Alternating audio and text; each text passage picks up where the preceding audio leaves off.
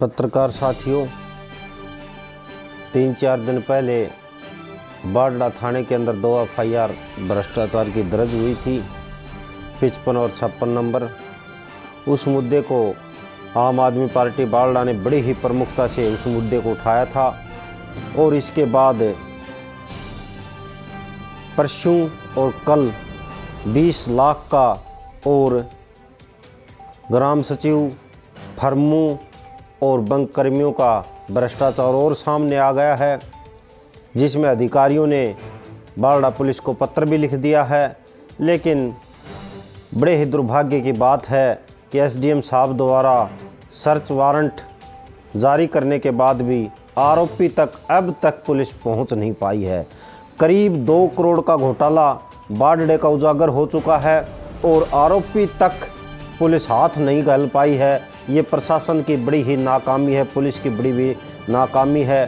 साथ ही करीब 50 लाख के जोजू कला कार्यालय का भी भ्रष्टाचार 1-2 दिन में उजागर होगा।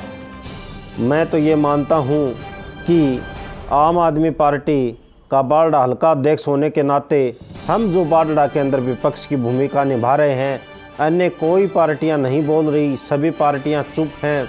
मैं उनसे भी निवेदन करूंगा कि आपका कहीं कोई हिस्सा तो नहीं है कि आप चुप हो, आप भी उठाओ इस मुद्दे को, क्योंकि ये हमारे खून पसीने से गाड़ी कमाई टैक्स के रूप में संचित धन था, जो विकास कार्यों में 15 गाँव तक अब तक हो चुके हैं। 15 गाँव में इतनी बड़ी भारी भरकम राशि अगर लगती तो विकास कार्य होता। और ये सत्तारूढ़ पार्टी के जो चित्रकूट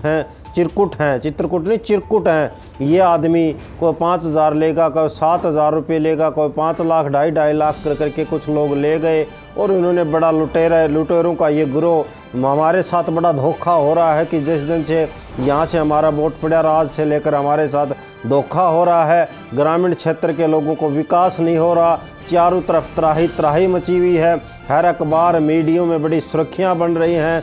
अधिकारी भी इस मामले को तर्कता से नहीं ले रहे। मैंने सरकार से भी मांग की थी, मैंने CBI को भी पत्र लिखा था, गृह मंत्री को भी पत्र लिखा था, राज्य चौक शिविरों को भी पत्र लिखा था, DGP साहब को भी पत्र लिखा था कि तुरंत प्रभाव इसमें एक बड़ी SIT गठित करें।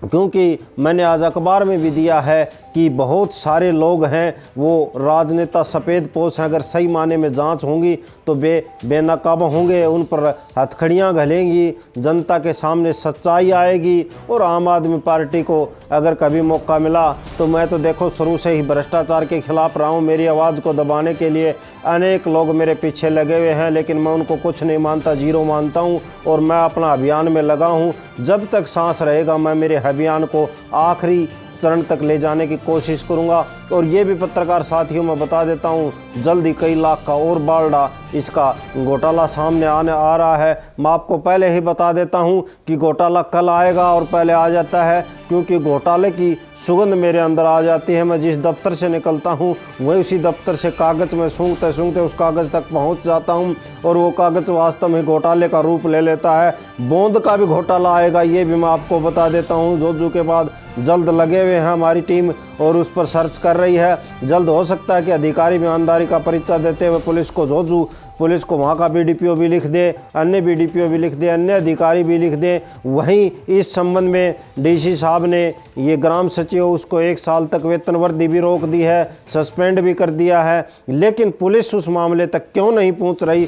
सर्च वारंट के माध्यम से उस आरोपी को, मैं तो ये भी बताऊँगा, अगर जल्दी उसको नहीं पकड़ा गया तो जो सफेदपोश नाकाम होंगे, बेनाकाम होंगे, वहाँ तक पुलिस नहीं पहुँच पाएंगे। अपराध को छुपा रहा है बाडला पुलिस से, तुरंत ये जांच बन के आकर SIT को दे दीजिए। ऐसी मैं सरकार से मांग करता हूं, ताकि ये हमारा बाडला हल्के का जो पैसा वो हमें मिल सके। सन 1952 से लेकर आज तक बाडला में इतना बड़ा घोटाला, जो कि धरातल पर एक ईंट भी नहीं लगी, और चिरकुटों द्वारा ये बड़ा घोटाले को अंजाम दे दिया।